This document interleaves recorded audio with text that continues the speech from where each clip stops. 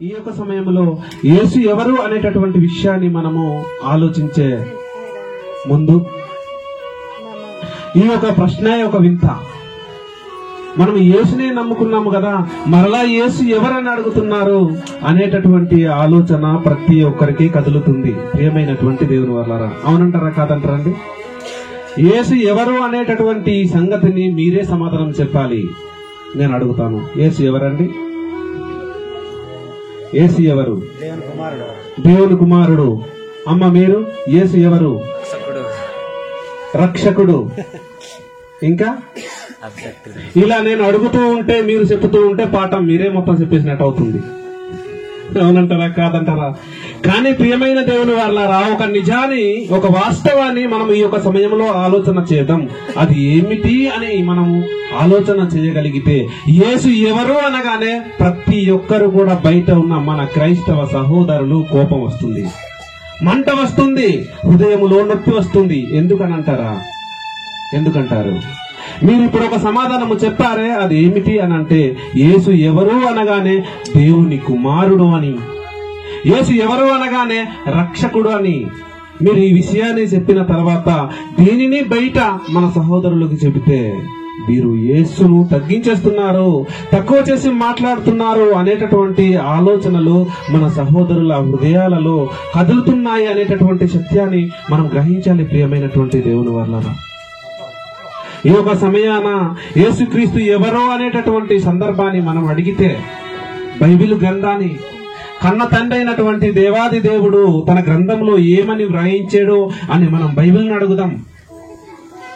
నాకు ఇవ్వబడినటువంటి సమయం చాలా తక్కువ కనుక బైబిల్ని అడిగితే మనం ఎన్నోసార్లు చదువుకున్నటువంటి మాట, ప్రతి ఒక్కరు కూడా కంఠస్థం చేసినటువంటి మాటను ఆలోచన చేయగలిగితే, యోహాను సువార్తలో మనము ఆ యొక్క మాటను ముందుగా చదువుకొని ఆలోచన చేద్దాం. ప్రియమైనటువంటి దేవుని వాళ్ళారా, మొదటి అధ్యాయము మొదటి వచనాన్ని గనుక మనము ఆలోచన చేయగలిగితే, ఆది యందు వాక్యముండెను, వాక్యము దేవుని యొద్ద ఉండెను, వాక్యము దేవుడై ఉండెను, ఆయన ఆది యందు దేవుని యొద్ద ఉండెను. దేవునికి స్తోత్రం. ఆది యందు వాక్యముండెను, వాక్యము దేవుని యొద్ద ఉండెను, వాక్యమే దేవుడై ఉండెను. ఇది మొత్తం టోటల్ గా కూడా ఎక్కడ ఉంది అని ఆలోచన చేయగలిగితే, ప్రియమైనటువంటి దేవుని వల్లారా, ఈ ఆది యందు, ఈ ప్రారంభములో, ఈ మొట్టమొదటిగా ఎక్కడ ఉంది అని అంటే, వాక్యం దేవుని యొద్ద ఉంది, ఆ వాక్యమే దేవుడై ఉంది. దీనిని మనం ఆలోచన చేస్తే, ఆ వాక్యంలో ఉన్నటువంటి ఆ వాక్యమే దేవుడై ఉండెను అని ఉంది. ప్రారంభములో దేవుని దగ్గర దేవుడుగా ఉన్నటువంటి తన ప్రియ కుమారుడైనటువంటి యేసుక్రీస్తు వారు ఎవరు అని ఆలోచన చేయగలిగితే, దేవుని వాక్యము అని మనకు స్పష్టంగా అర్థమవుతుంది. ఆ తండ్రి దగ్గర ఉన్నటువంటి ఆ వాక్యం ఎలా వచ్చింది అని 14వ వచనాన్ని మనం చూడగలిగితే, ఆ వాక్యము శరీరధారి అయి కృపాసత్య సంపూర్ణుడుగా మన మధ్య నివసించెను. ఆ వాక్యము శరీరధారి అయి, పరలోకంలో దేవుని దగ్గర ఉన్నటువంటి వాక్యము ఒక శరీరాన్ని ధరించుకొని ఈ భూమి మీదికి వచ్చింది. శరీర ఆకారముతో ఈ భూమి మీదికి వచ్చినటువంటి వాక్యం ఏమిటి అనంటే, తన ప్రియ కుమారుడైనటువంటి యేసుక్రీస్తుల వారు. ఈ యొక్క వచనాన్ని గురించి మనం ఆలోచన చేస్తే, యేసు ఎవరు అని అడిగితే మనం ఏమి ఆలోచించాలి? యేసే దేవుని వాక్యం అని ఆలోచన చేయగలగాలి. ప్రియమైనటువంటి దేవుని వారలారా, ఇలా ముందుకు మనము ఆలోచన చేస్తూ ముందుకు వెళ్ళగలిగితే, లూకా సువార్త 2వ అధ్యాయాన్ని కూడా మనం ఒకసారి చూద్దాం. లూకా సువార్త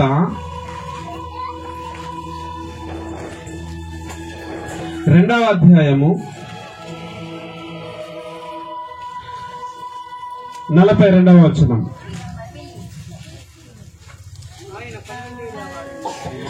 ఆయన 12 వాడై ఉన్నప్పుడు ఆ పండుగను ఆశ్రయించుటకై వాడుక చొప్పున వారి యెరూషలేమునకు వెళ్ళిరి. ఆ దినములు తీరిన తర్వాత వారు తిరిగి వెళ్ళుచుండగా బాలుడైన యేసు యెరూషలేములో నిలిచెను. ఆయన తల్లిదండ్రులు ఆ సంగతి ఎరుగక ఆయన సమూహములో ఉన్నాడని తలంచి ఒక దిన ప్రయాణము సాగి పోయి తమ బంధువులలోనూ నిలవైన వారిలోనూ ఆయనను వెతుకుచుండిరి. ఆయన కనబడనందున ఆయనను వెతుకుచూ యెరూషలేమునకు తిరిగి వచ్చిరి. 3 దినములైన తర్వాత ఆయన దేవాలయములో బోధకుల మధ్య కూర్చుండి వారి మాటలను ఆలకించుచు వారిని ప్రశ్నలు అడుగుచూ ఉండగా చూచిరి. ఆయన మాటలు వినిన వారందరూ ఆయన ప్రశ్నకు ప్రత్యుత్తరము విస్మయముందిరి. ఆయన తల్లిదండ్రులు ఆయనను చూచి మిక్కిలి ఆశ్చర్యపడి ఆయన తల్లి, కుమారుడా, మమ్మును ఎందుకు ఇలా చేసితివి? ఇదిగో నీ తండ్రియు నేనును దుఃఖపడుచు నిన్ను వెతుకుచున్నామని అతనితో చెప్పగా అతడు, మీరెలా నన్ను వెతుకుచుంటిరి? నా తండ్రి పనుల మీద నుండవలెనని మీరు ఎరగరా? ఇక్కడ జరిగినటువంటి ఒక విషయాన్ని మనం ఆలోచన చేద్దాం. నేనును నీ తండ్రియు నిన్ను వెతుకుచున్నాము, నీవు మాకు ఎందుకు దుఃఖ పెడుతున్నావు అని చెప్పగా ఆయన చెప్పినటువంటి మాట ఏమిటండి? నేను నా తండ్రి పని మీద ఉండవలెనని మీకు తెలియదా? అంటే నేను నీ తల్లిని, ఈయన మీ తండ్రి అని చెప్పుకుంటున్నా. ఆ తండ్రి ఎవరు? ఆలోచన చేయండి ప్రియమైనటువంటి దేవుని వల్లరా. ఎంత చక్కగా ఈ యొక్క విషయాన్ని మనం చూస్తున్నాము, ఎంత అద్భుతంగా ఉంది. అదే వాక్యంగా ఉన్న యేసు ప్రభుల వారు ఈ భూమి మీదికి వచ్చి ఏం చేస్తున్నాడంటే తండ్రి పనిని కొనసాగిస్తున్నాడు. ఎవరు అనంటే ఈ వాక్యం తండ్రి పనిని చేసేవాడు. సరేనండి, మరొక మాటను కూడా మనం చూద్దాం. యేసు ప్రభుల వారిని గురించి మనం ఒక సంగతిని చూద్దాం. అపొస్తలుల కార్యాలు 13వ అధ్యాయము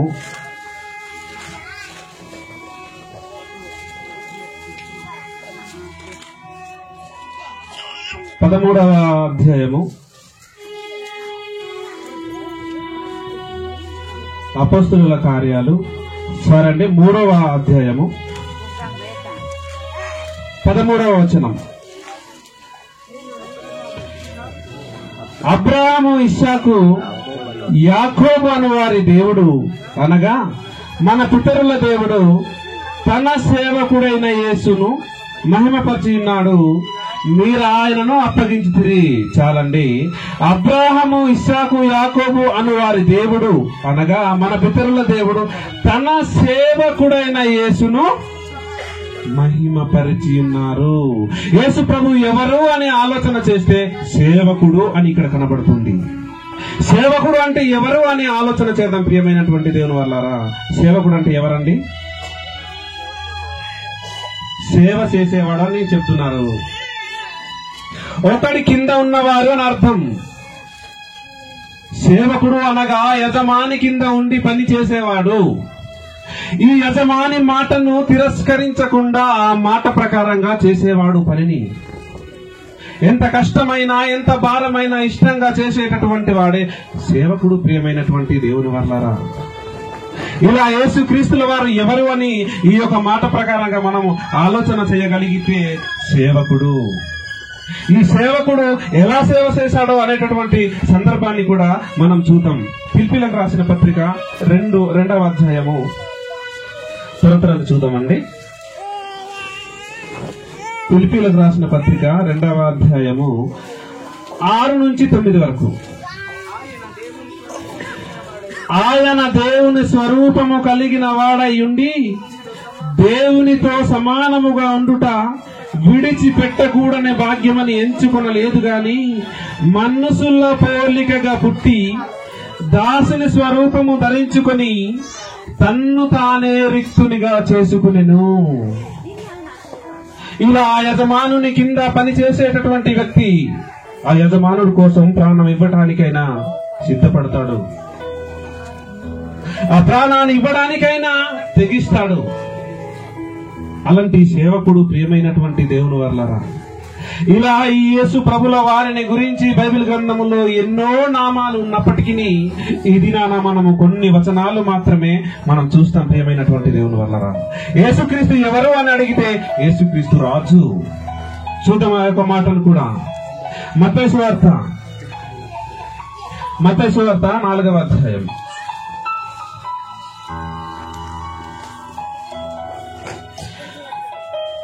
మత్తయి సువార్త క్షమించాలండి 21వ అధ్యాయం.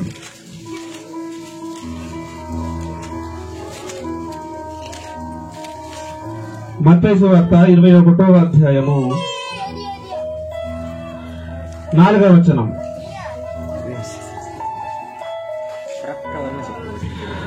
ప్రవక్త వలన చెప్పబడినది నెరవేరునట్లు ఇది జరిగెను. అదేమనగా, ఇదిగో నీ రాజు సాత్వికుడై గాడిదను భారవాహక పశుపిల్ల అయిన చిన్న గాడిదను ఎక్కి నీ యొద్దకు వచ్చుచున్నాడు. సియోను కుమారితో చెప్పుడి అనునది. శిష్యులు వెళ్లి తమకు ఆజ్ఞాపించిన ప్రకారము చేసి ఆ గాడిద పిల్లను తోలుకొని వచ్చి వాటి మీద తమ బట్టలు వేయగా ఆయన బట్టల మీద కూర్చుండెను. జనసమూహములోను అనేకులు తమ బట్టలు దారి పొడుగున పరిచిరి. కొందరు చెట్ల కొమ్మలు నరికి దారి పొడుగున పరిచిరి.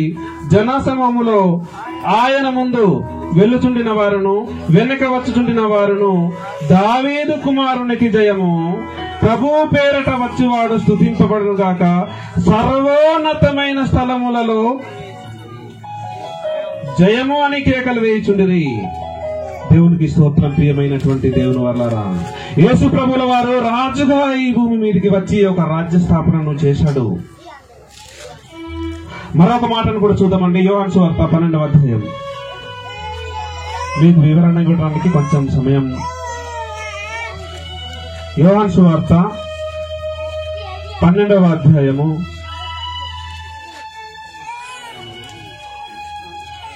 12వ వచనం. మరునాడు ఆ పండుగకు వచ్చి బహుజన సమూహము యేసు యెరూషలేమునకు వచ్చుచున్నాడని విని ఖర్జూరపు మట్టలు పట్టుకుని ఆయనను ఎదుర్కొనబోయి, జయము, ప్రభు పేరిట వచ్చుచున్న ఇశ్రాయేలు రాజు స్తుతింపబడును గాక. దేవునికి స్తోత్రం. ఎవరండి? రాజులకు రాజు ఈయన. యేసు ప్రభుల వారు ఎవరు అని అడిగితే రాజులకు రాజు, ప్రభువులకు ప్రభు అని స్పష్టంగా దేవుని యొక్క మాటలు ఇక్కడ చెప్పబడుతున్నాయి. చివరగా మనం ఒక మాటను చూసుకొని ముగించే ప్రయత్నం చేద్దాం. యేసు ఎవడు అని మనం ఆలోచన చేయగలిగితే మీరు చెప్పినటువంటి సందర్భం యోహాను సువార్త 20వ అధ్యాయం.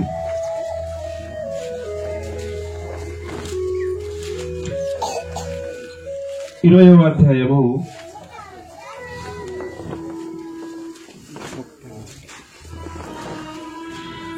30-31.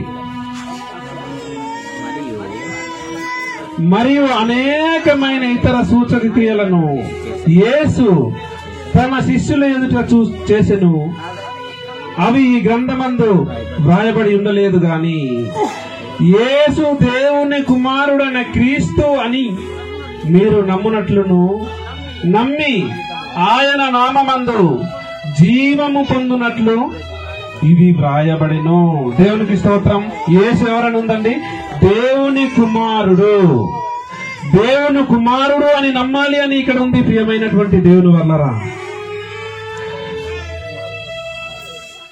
మరియు అనేకమైన ఇతర సూచక క్రియలను యేసు తన శిష్యుల ఎదుట చేసెను.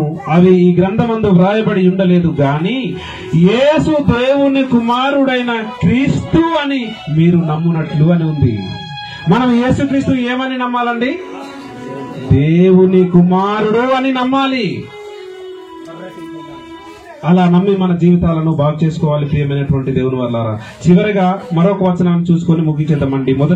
మొదటి యోహాను రాసిన పత్రిక, యోహాను రాసిన మొదటి పత్రిక 2వ అధ్యాయము మొదటి యోహాను రాసిన పత్రిక 2వ అధ్యాయము 22వ వచనం నుంచి, యేసు క్రీస్తు కాడని చెప్పువారు తప్ప ఎవడ బతికుడు తండ్రిని కుమారుని ఒప్పుకొనని వీడే క్రీస్తు విరోధి. దేవునికి స్తోత్రం. ఎంత చక్కగా ఉందంటే ఇక్కడ యేసు క్రీస్తు కాడని. మరి యేసు ఎవరు అని చెబితే యేసే దేవుడు, యేసే తండ్రి, యేసే పరిశుద్ధాత్మ అని మనకు ఎన్నో ప్రసంగాలు మన కళ్ళ ముందు ఉన్నాయి కదా. అలా ఉన్నటువంటి పరిస్థితుల్లో మనం ఎలా నమ్మాలని ఉంది? యేసు క్రీస్తు కాడని చెప్పువాడు తప్ప ఎవడ బతికుడు తండ్రిని కుమారుని ఒప్పుకొనని వీడే క్రీస్తు విరోధి. క్రీస్తు విరోధి ఎవరండి? తండ్రిని కుమారుని ఒప్పుకున్నని వాడు క్రీస్తు విరోధి. ఈ యేసు ప్రభుల వారిని మనము సహోదరుడని మనం మాట్లాడేమనుకోండి, ఇక్కడ యేసు మన అన్నాన్ని చెప్పాడు అనుకుందాం. బయట ఎలాంటి ప్రచారాలు జరుగుతున్నాయి ఆలోచన చేద్దాం ప్రియమైనటువంటి దేవుని వల్ల. యేసు ప్రభుల వారిని తగ్గించేస్తున్నారు. ఒక వాస్తవాన్ని నేను మీకు చెబుతానండి. సహోదరుడు జాస్వ గారు ఈ మధ్యకాలంలో ఒక ప్రాంతానికి వెళ్ళిన తర్వాత గ్రీటింగ్స్ రూపంలో మాట్లాడిన తర్వాత యేసు సహోదరుడు ఆయన మనకు అన్న అవుతాడు అని మాట చెప్పగా ఈ గుంపు క్రీస్తు విరోధ గుంపు, ఈ గుంపు క్రీస్తును తగ్గించేటటువంటి గుంపు అని బయట ప్రచారాలు జరుగుతున్నాయి. బైబిల్లో ఉన్నటువంటి వాస్తవాన్ని ఒప్పుకునేటటువంటి సందర్భం లేదు. నేను ఒక విషయాన్ని కూడా మీ ముందు ఉంచాలని ఆశపడుతున్నాను. నా ఆత్మీయ జీవితం ఆదివాసీ ప్రభావిత పదములో స్టార్ట్ అయింది. యేసు ఎవరు, పరిశుద్ధాత్మ ఎవరు, తండ్రి ఎవరు అని అడిగితే వారు చెప్పినటువంటి సమాధానము మీకు చెబుతాను. నీకు గుడ్డు తెలుసా అని అడిగారు. ఏ గుడ్డు? కోడిగుడ్డు. కోడిగుడ్డులో ఎన్ని పొరలు ఉంటాయి? ఎన్ని ఉంటాయండి? ఫస్ట్ పొర ఒకటి, సెకండ్ పొర ఒకటి, లాస్ట్ మధ్యలో ఉండేది చందమామ. ఈ గుడ్డులో ఉన్నటువంటి పరమార్థం నీకు అర్థమవుతే దేవుడు అర్థమవుతాడు అన్నాడు చెప్పారు వాళ్ళు. అది బైబిల్లో ఎక్కడన్నా ఉందా? నీవు వాస్తవం తెలుసుకోవాలంటే, దేవుడు నీకు అర్థం అవ్వాలంటే, దేవుడు ఎంతమందో తెలుసుకోవాలి అనేటటువంటి విషయం నువ్వు తెలుసుకోవాలంటే గుడ్డు పరమార్థం తెలుసా అని అడిగారు. అది బైబిల్లో ఉందా అని మనం అడిగితే ఆ పరమార్థం ఎక్కడో తెలియదంటారేమో. ఏమండి? క్రీస్తుని క్రీస్తుగా ఒప్పుకొనకుండా, తండ్రిని తండ్రిగా ఒప్పుకొనకుండా, పరిశుద్ధాత్మను పరిశుద్ధాత్మగా ఒప్పుకొనకుండా త్రియేక దేవుడు ఒక్కడే అని ఎవరైతే అనుకుంటామో వారు ఎవరని వ్రాయబడి ఉంది ఇక్కడ. ఇప్పుడు ఎవరు విరోధులు? సహోదరుడు అంటే ఎలా అవుతాడో, యేసుక్రీస్తుల వారు మనకు ఎలా అన్న అవుతాడో అనేటటువంటి విషయాన్ని కూర్చొని చర్చించుకుంటే అది అవునో కాదో ఆ విషయం బయటకు వస్తుంది. కానీ బయట ప్రచారాలు ఈ మధ్య కాలంలో జరుగుతున్నాయి. ఏమండి, ఎంత విచారకరమైనటువంటి సంగతి ప్రియమైనటువంటి దేవుని వారలారా. యేసు క్రీస్తు కాడని చెప్పువాడు తప్ప ఎవడ బతికుడు తండ్రిని కుమారుని ఒప్పుకొనని వీడే క్రీస్తు విరోధి. కుమారుని ఒప్పుకొనని ప్రతి వాడును తండ్రిని అంగీకరింపడు. యేసు క్రీస్తు దేవుని కుమారుడు అని ఎవరైతే ఒప్పుకున్నారో వారు తండ్రిని కూడా అంగీకరించరు అని వాక్యం చెబుతుంది, నేను కాదు. యేసు క్రీస్తుల వారే దేవుడు అని మనం చెబుతున్నాము అని అంటే ఈ యొక్క వాక్యం మరి అంగీకరిస్తుందో లేదో ఆలోచన చేయండి ప్రియమైనటువంటి దేవుని వారలారా. ఇంకో మాటను కూడా మనం వెళ్ళి ఈ యొక్క విషయాన్ని మనం తెలుసుకుందాం. 4వ అధ్యాయం 15వ వచనాన్ని మనం చూసుకొని ముగించేసుకుందాం. యేసు దేవుని కుమారుడని ఎవడు ఒప్పుకొనుడో వారిలో దేవుడు నివసించుచున్నాడు, వాడు దేవుని యందున్నాడు. దేవునికి స్తోత్రం. బాగా ఆలోచించండి. మరొకసారి చదువుతున్నాను. యేసు దేవుని కుమారుడని ఎవడు ఒప్పుకునునో అని ఉందా? యేసు ఎవడు దేవుడు అని ఒప్పుకును అని ఉందా? ఇక్కడ ఏమని ఉందండి? చాలా మందికి నేను ఇలా మాట్లాడుతుంటే మరి కోపం వచ్చినట్టుగా ఉందండి. నాకు మొత్తం తడిసిపోతుంది ఈ వేడి వలన. ఒక నిమిషం కంటిన్యూ చేద్దాం. మరొకసారి 15వ మాట చూద్దాం. యేసు దేవుని కుమారుడని ఎవడు ఒప్పుకొనునో వానిలో దేవుడు నిలిచి ఉన్నాడు. యేసుక్రీస్తు దేవుని కుమారుడు అని ఒప్పుకుంటే మనలో ఎవరు నిలుచున్నారంట? ప్రియమైనటువంటి దేవుని వల్ల బెటర్ లైఫ్ పెడతాయి. వైర్ మౌత్ పెట్టేస్తే అయిపోద్ది కదా మధ్య మధ్యలో.